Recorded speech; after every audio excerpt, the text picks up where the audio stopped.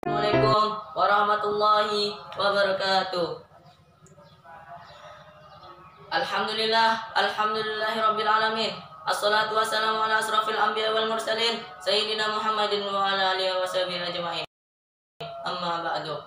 Yang terhormat Dewan Juri Panitia Festival Ramadan 1442 Hijriah, Duta Santri. Pertama-tama, mari kita panjatkan puja dan puji syukur kita atas kehadirat Allah Subhanahu wa taala, karena pada saat ini kita masih diberikan nikmat kesehatan, panjang umur, dan juga masih bisa merasakan Ramadan 1442 Hijriah. Salawat bersertakan salam kita aturkan kepada junjungan kita, Nabi besar kita, Nabi Muhammad sallallahu alaihi wasallam.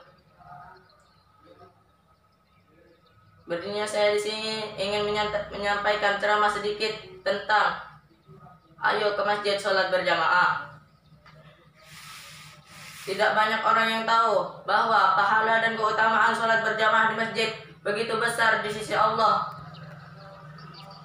Begitu besar di sisi Allah Subhanahu wa taala.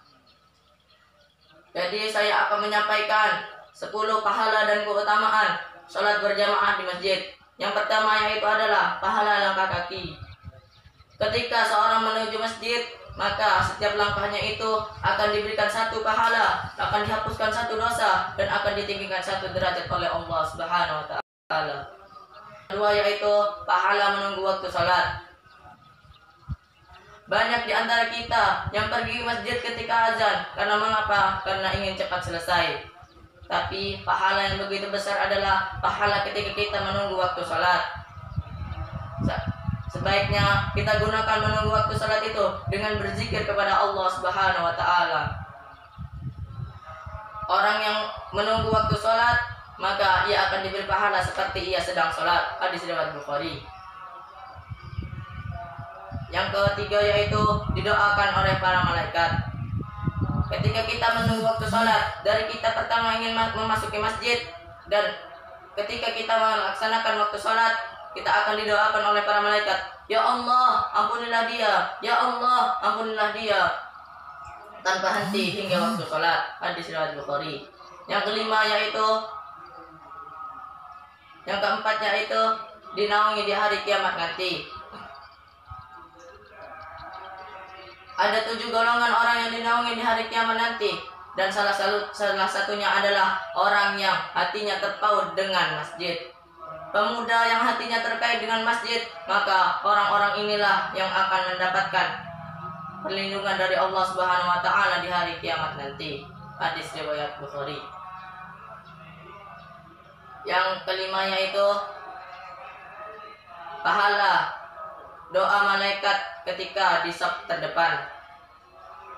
Sesungguhnya para malaikat akan bersalawat kepada orang-orang yang berada di saf terdepan. Hadis riwayat Ibnu Hibban.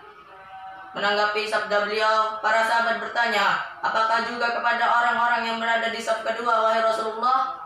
Kemudian Rasulullah berkata, juga kepada orang-orang yang berada di saf kedua. Hadis riwayat Ahmad.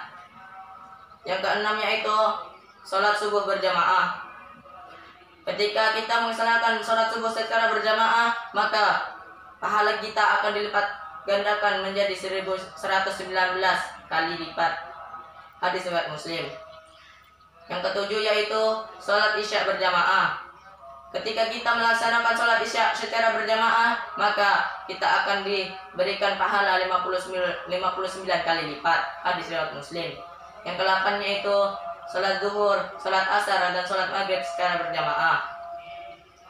Ketika kita melaksanakan sholat zuhur berjamaah, sholat asar berjamaah, dan sholat maghrib berjamaah, maka kita akan diberikan masing-masing 27 kali lipat pahala ketika kita melaksanakannya secara berjamaah. Hadis riwayat Muslim. Yang ke-9 pahala orang yang sakit. Ketika kita sedang sakit dan tidak dapat menuju ke masjid, padahal kita sudah setiap hari pergi ke masjid, maka pada saat kita sholat di rumah, kita akan mendapatkan pahala seperti kita waktu sholat di masjid. Hadis riwayat Abu Dawud. Yang ke-10 yaitu terhindar dari sifat munafik. Tidak ada sholat yang lebih berat bagi orang-orang munafik selain sholat subuh dan sholat isya.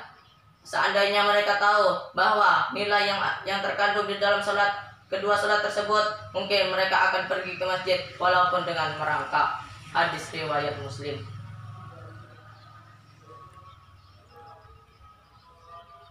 Saya mengajak kepada jamaah sekalian dan kami mengajak kepada jamaah sekalian dan diri saya sendiri untuk mari kita pergi ke masjid untuk melaksanakan sholat secara berjamaah karena pahala dan keutamaannya yang begitu besar.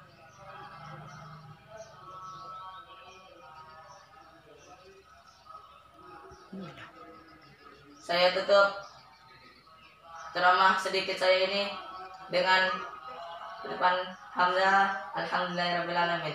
Wassalamualaikum warahmatullahi wabarakatuh.